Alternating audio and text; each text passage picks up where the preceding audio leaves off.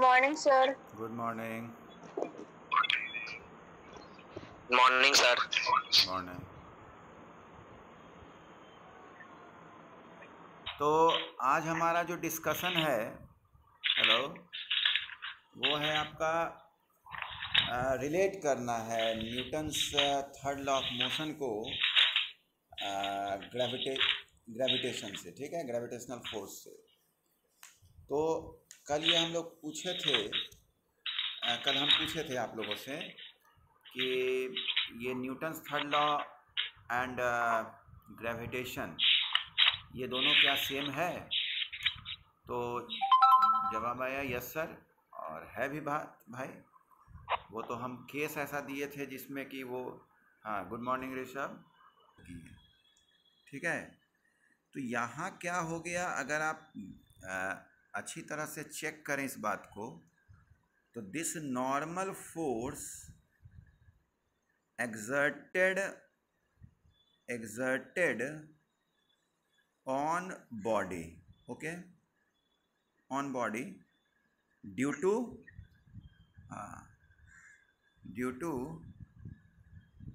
surface of earth, surface दिख रहा है ना? Good morning sir. हाँ, good morning. Surface of earth, okay. और दिस mg इज ऑल्सो क्या है, exerted by earth on body, ठीक है। Morning sir. Good morning. तो यहाँ पर अगर चेक करें तो दोनों में लिखा हुआ है ऑन बॉडी है ना, ऑन बॉडी, यानी एक ही बॉडी पे दोनों फोर्स लग रहा है। जबकि हम न्यूटन्स थर्ड लॉ में पढ़े हैं, अगर यहाँ चेक कीजिए आप न्यूटन्स थर्ड लॉ, तो याद करो कि ये अगर ब्लॉक 1 है और ये ब्लॉक 2 है, यदि, और ये इस पे यदि फोर्स लगा रहा है, ये 1 2 पे लगा रहा है, तो वी राइट हियर F21, है ना, F21, यानी 2 एक्सपीरियंस किया है 1 के कारण। लिखने का कायदा समझो, जिस पे लगाओगे वो पहले लिखोगे और जो लगा रहा है वो बाद में, ओके। और ये जो है 2 जो 1 को लगा रहा है, इसमें लिखाएगा F12। तो ये दोनों फोर्स जो हुआ, दो डिफरेंट बॉडी पे न लगा, है ना। तो न्यूटन्स थर्ड लॉ एक्ट करता है डिफरेंट बॉडी पे, सेम बॉडी पे नहीं। तो this is not an example of Newton's third law.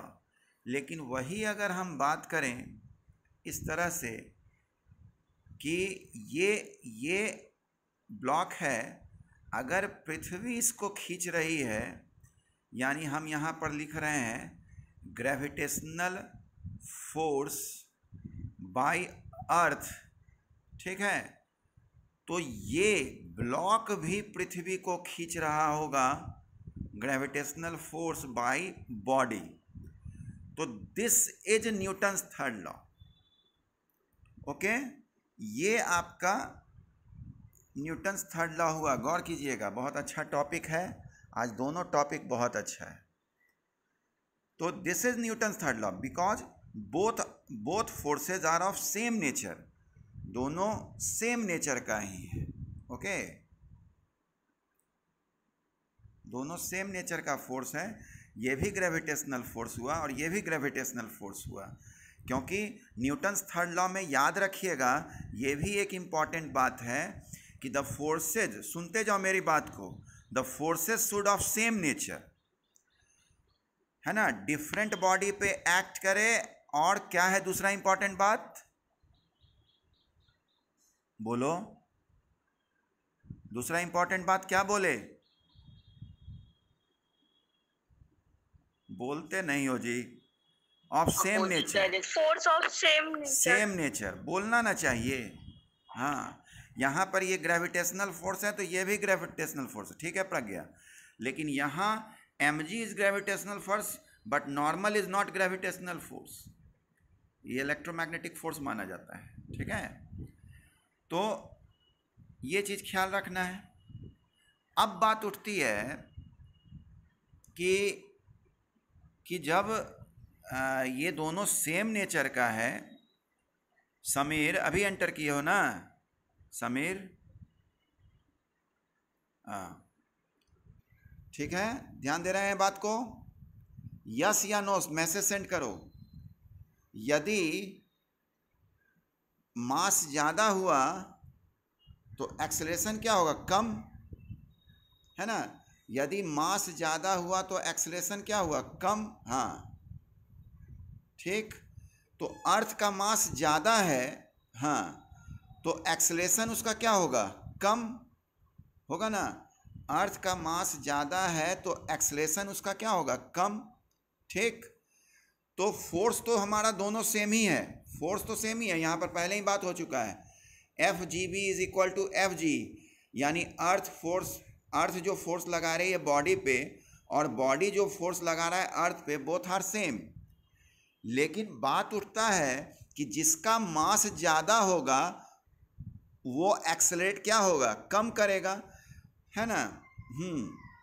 तो since the mass of earth and here the acceleration, ठीक, and next we will write here a body, acceleration of body is inversely proportional to mb. तो since me is greater than mb, therefore ae less than क्या होगा? ab, यानी acceleration of body ज़्यादा होगा और acceleration of earth क्या कहें? Negligible, यानी अर्थ को खींच रहे हैं, हम भी खींच रहे हैं अर्थ को, हम लोग भी खींच रहे हैं, समझे अमृत निराला। लेकिन इतना कम एक्सेलरेट कर पा रहे हैं उसको क्योंकि उसका मास क्या है? बहुत ज़्यादा है, इसलिए उसमें एक्सेलरेशन क्या होगा? कम प्रोड्यूस होगा मेरे फोर्स लगाने के बावजूद। ओके, ठीक है। लेकिन अर्थ का मास बहुत ज़्यादा है इसलिए वो एक्सेलरेट क्या होगा? कम होगा, और मेरा मास कम है इसलिए हम अर्थ की तरफ ज़्यादा एक्सेलरेट हो जाएंगे। समझ गए? तो this is the relation between Newton's third law of motion and gravitation. Any doubts? Kepler's law, Kepler's law, laws of planetary motion. याद होगा एक दिन हम बोले थे कि ये Kepler's laws of planetary motion के लॉ के मदद से ही न्यूटन ने ये जो आपका यूनिवर्सल लॉ ऑफ ग्रेविटेशन का जो सेकंड जो रिलेशन बताया था कि force of gravitation between two masses is inversely proportional to square, ठीक है, square of distance between them. इस लॉ को हम लोग कहते हैं या रूल को कहते हैं इन्वर्स स्क्वायर रूल। समझ गए? वो बहुत हद तक कैपलर्स के लॉ से पता चला था। समझ गए? तो बड़ा अच्छा कैपलर्स का लॉ दिया गया था। और अब कैपलर्स लॉ में आप आइए प्लैनेटरी मोशन में, उसमें क्या बताया गया था? पहला ये है, आप देखें, 36 स्टूडेंट है। Kepler's law of planetary motion में आप चेक करें, उसमें ये बताया गया, हाँ रोनित, वेरी गुड, बहुत अच्छा रोनित। हाँ, तो उसमें ये बताया गया कि प्लैनेट रिवॉल्व करता है सन के अराउंड इन एलिप्टिकल पाथ, ठीक है। प्रज्ञा ओवल नहीं कहेंगे, ओवल नहीं कहेंगे, ठीक है, एलिप्टिकल कहना ज़्यादा सही है। ओवल हो जाता है अंडाकार, मीन्स एक तरफ ज़्यादा पॉइंट और एक तरफ कुछ ज़्यादा फैला हुआ, ठीक है। अंडा में रहता है ना, एक तरफ पॉइंटेड रहता है। एलिप्टिकल मीन्स इधर दोनों तरफ सेम कर्व रहेगा। ओके, तो ये चीज़ यहाँ पर ख्याल रखना है। और उसके बाद देखो, आप हो सकता है कि फोकस जानते होंगे। फोकस मालूम है? तो ये सारा रेज कन्वर्ज कर जाता है एक पॉइंट पे, जिसको हम लोग फोकस कहते हैं। ठीक है, हाँ सही है समीर। तो आप यहाँ देखें, ऐसा दो जगह है, एक यहाँ पे भी है कॉनकेव पार्ट, और एक कॉनकेव मिरर। यहाँ मैं कॉनकेव मिरर बनाया हूँ। Okay, concave mirror. तो आप देखिए कि इस तरह से एक फोकस यहाँ होगा, हाँ, और एक फोकस यहाँ होगा।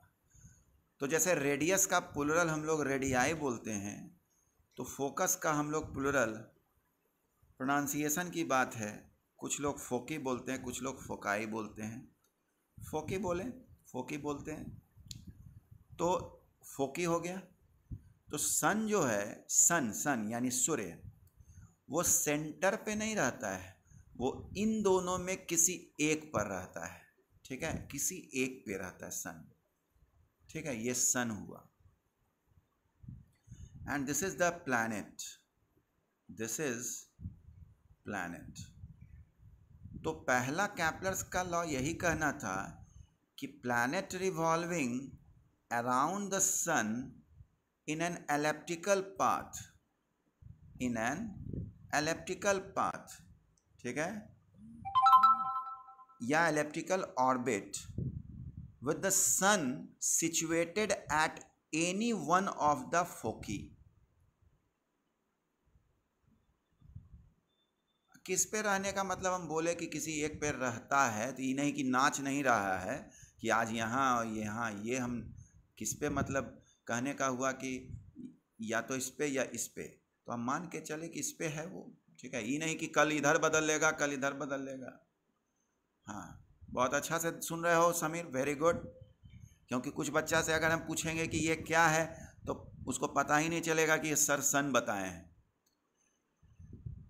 हाँ, तो ये अच्छा लगता है, गौर से सुनते हो तो हाँ, तो planet revolves around the sun in elliptical orbit with the sun situated at any one of the foci of the ellipse। सन क्या है? एक फोकस पे रहता है तो दो, लेकिन एक पे रहता है। ठीक है, इसीलिए आप देखते हैं जब आप ज्योग्राफी में मौसम, लोग कैप्लर फर्स्ट लॉ को लॉ ऑफ ऑर्बिट भी कहते हैं, क्योंकि इसमें ये बताया गया प्लैनेटरी मोशन है, लॉज ऑफ प्लैनेटरी। तो प्लैनेट किस तरह से घूमता है, क्या उसका पाथ है, तो इसीलिए लॉ ऑफ ऑर्बिट। तो फर्स्ट लॉ समझ में आ गया सब बच्चे को? हेलो, क्या समझा देते हैं? कैप्लर्स फर्स्ट लॉ ये है, कैप्लर्स फर्स्ट लॉ ये है कि planet revolves around the earth in an elliptical orbit. Okay, हाँ बताएंगे निर्भय, वो आगे का टॉपिक है। एंड हाँ समीर, किसी एक और रहता है। और फर्स्ट लॉ का क्या नाम दिए थे? कैप्लर्स फर्स्ट लॉ का क्या नाम दिए थे शॉर्ट में? हाँ, कैप्लर्स फर्स्ट लॉ का क्या नाम दिए थे? Law of orbit. Good, orbit. हाँ। कैप्लर सेकेंड लॉ जरा देखो, Kepler second law. Kepler second law को हम लोग लॉ ऑफ एरिया कहते हैं। Okay, Kepler second law is known as law of area. तो ये लॉ ऑफ एरिया, इसमें क्या बताया गया लॉ ऑफ एरिया में? ये तो एलिप्टिकल पाथ है ना, ये हो गया एलिप्टिकल। अब ये भी आपको बताया गया कि सन किसी एक फोकस पे लाई कर रहा है। ओके, तो ये प्लैनेट सपोज करो ये ए प्लैनेट ही ए प्लैनेट नहीं, प्लैनेट ए पोजीशन पे है अभी, और सर्टेन टाइम पीरियड पे यानी टी टाइम पीरियड पे वो पोजीशन बी पे पहुंच गया, ए टू बी गया, ठीक है। लेकिन उतना ही टाइम पीरियड में ये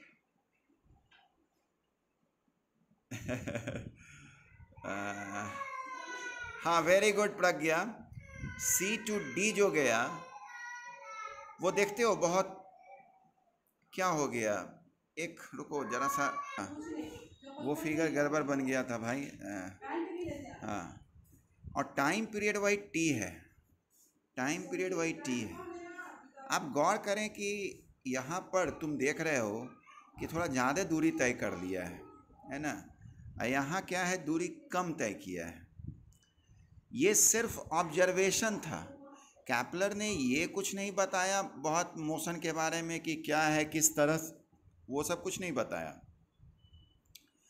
अब आप यहाँ गौर करें तो जो ये line joining the sun to the earth या प्लैनेट इज रेडियस, तो ये जो स्वीप करता है, ये स्वीप किया ये, तो ये जो एरिया होगा स्वीप करने का वो दोनों क्या होता है, सेम होता है। इसको हम लोग कहते हैं एरियल वेलोसिटी, ओके। यानी rate of sweeping of area is equal, ठीक है, एरियल वेलोसिटी इसको कहते हैं। इसको हम लोग आगे के क्लास में dA1/dt is equal to dA2/dt ऐसा लिखते हैं, समझ गए ना, ये चीज़ लिखते हैं। देखो रही है सुप्रिया फिजिक्स केमिस्ट्री दोनों बोल रही है, समीर फिजिक्स। आज किसका बर्थडे है, खुशी पूछ रही है, तो ये तो पता, निर्भय का बर्थडे है, लेकिन निर्भय अब वर्चुअल टॉफ़ी दे देगा हम लोग को। हाँ ओके, तो एंड करते हैं हम क्लास को, एंड।